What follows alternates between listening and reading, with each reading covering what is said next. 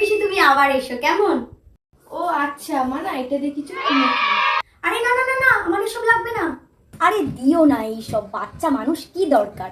আরে তুমি দু হাত ভরে আশীর্বাদ দাও, এইসবের দরকার নেই গো। তুমি দাঁড়াও তো, আমি আসার সময় কিছু আনতে ভুলে গেছি, রাখতো মনে এটা। মানা, তুমি নেবে? আরে লাগবে না পিসি।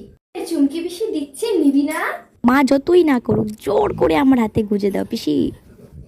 এ নে মনা নে। লাগবে না লাগবে না।